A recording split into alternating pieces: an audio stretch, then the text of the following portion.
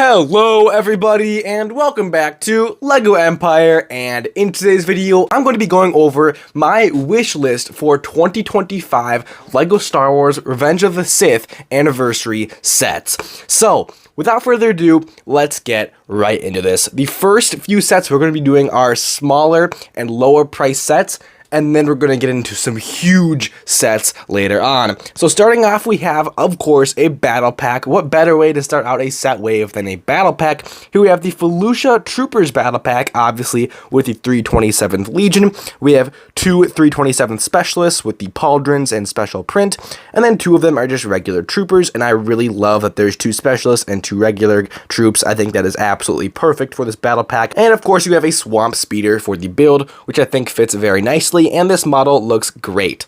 This set would obviously price at around $20, and the next set we're going to be looking at is going to be slightly more expensive, probably for $35 to $40, judging from how these LEGO Star Wars Starfighters are being priced nowadays. Here we have Anakin's Jedi Interceptor, the green version from later on in the movie, including Anakin Skywalker with a new hairpiece, Padme Amidala in a brand new outfit we've never seen her in, with some great hairpiece as well, C-3PO, and R2-D2. Very nice minifigure selection. I love the Padme and Anakin minifigures, especially the Padme. We've never seen Padme in that outfit before, and frankly, we're lacking a lot of cool Padme outfits. There's just so many, and we've only gotten a very, very small amount. I think we definitely need to see more in LEGO. And the model of the Starfighter itself is amazing. It's been a few years since we've gotten a Jedi Starfighter build, and this would definitely be a great one to start bringing them back into more mainline sets.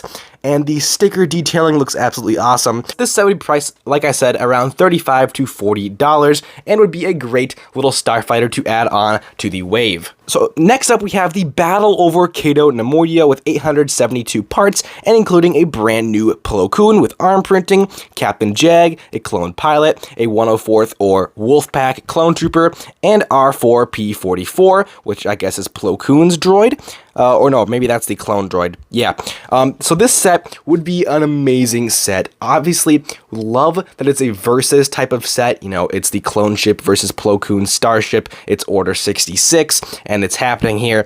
And both models just look absolutely amazing. Of course, Plo Koon Starfighter, it's a simple build, but likewise, Brick Wizard 59 did an amazing job on it. And then the Arc 170 Starfighter is just insane. I would absolutely love to get the Starfighter in official LEGO form in 2025, ideally. I mean, that would be the year to bring it back, and it is just a flag, like, you know, the main clone ship. When you think of clone Starfighter, this is what I think of. I think it's what a lot of other people think of as well. So definitely an amazing set choice for this spot. And this set would likely be priced at around $90 seems fair for this set. I think $90 would be around what LEGO would price it nowadays for that 872 parts, and you're getting two pretty decently sized ships. And then next up on the list, we're finally getting a trooper variant that we've never gotten before, along with another new character. This is the UT-AT, including Ki-Adi-Mundi, Commander Bakara, some Galactic Marines, and some B-1 battle droids. Now, I would make some alterations to this minifigure selection.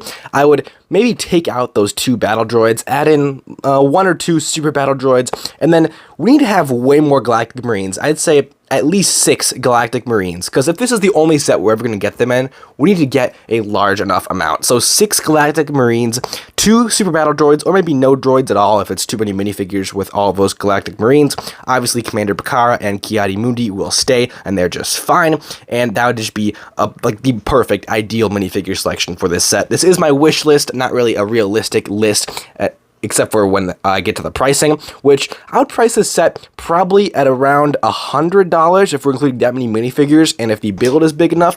There's no piece count included, so there's no way for me to really judge how much this set would be priced at if it came out, but I would say around $100 if it is including that many minifigures, and if the build is maybe sized up just a bit. And speaking of the build, I didn't even talk about it yet. It is a build we've never gotten, vehicle we've never gotten, and would definitely just go along great with this set wave, giving us a lot of first-time minifigures, a lot of first-time builds, or builds we haven't seen in maybe over a decade. I think that it's just amazing. An amazing part of this Revenge of the Sith wave is we would get so many things that we've never seen before or haven't seen in a long time, and that is definitely true about this set. And then moving on, we have a set that has probably been one of my top 5 most wanted sets for at least a year now, which is the Jedi Temple. Now, kind of torn whether this should be a Playscale set or a Master Builder Series set, because if it was a Master Builder Series set, we could include like 20 to 30 minifigures, include every Jedi minifigure that we're missing basically nowadays, and put it all in this set, and that would just be absolutely perfect and ideal. But I could also see the appeal if this set was just a play set, and I wouldn't mind that either.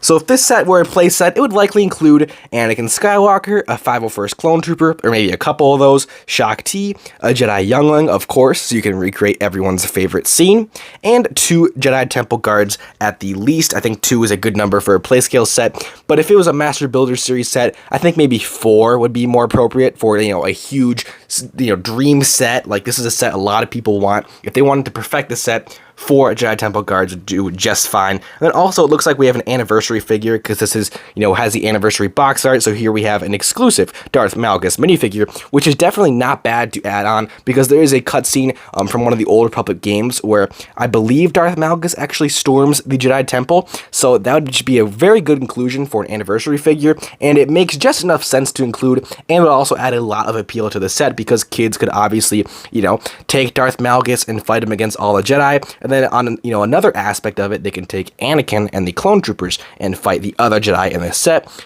As far as the interior goes, the bottom has, it looks like a library build, which is amazing, absolutely perfect for the bottom layer of this set.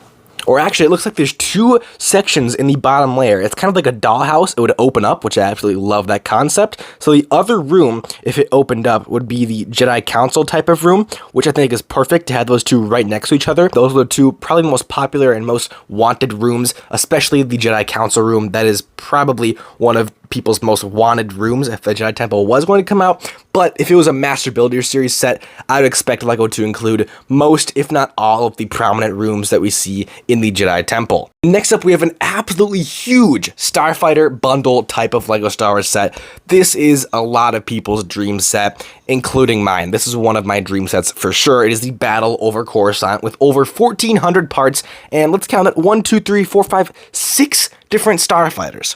6 in one set. So we have 2 Vulture droids, a Tri-Droid, Anakin and Obi-Wan's Interceptors, and an ARC 170. I think that is a perfect Starfighter selection there. And for the minifigures, we have Obi-Wan Kenobi, Anakin Skywalker, Chancellor Palpatine, Count Dooku, General Grievous, a clone pilot, a clone trooper, R2-D2, and R4-P17. And I think that minifigure selection is pretty dang good. I mean, maybe include some Buzz droids. I think Buzz droids would make a great inclusion to the set. But other than that, the minifigure selection is pretty solid for me, and there isn't much to say about this set other than the models look amazing. Absolutely would love for this set to come out. One of my dream sets. And as far as the pricing goes, I could easily see this going for at least $200. It's a fair price point, and especially for some of the minifigures you'll be getting, I wouldn't have any problems spending $200 on a set like this. And then next up, we have a much needed, in my opinion, Separatist flagship to come out with 1,154 pieces, the Invisible Hand. And as far as the minifigures go, it's going to share a lot of similarities with the other set. So maybe these 2 sets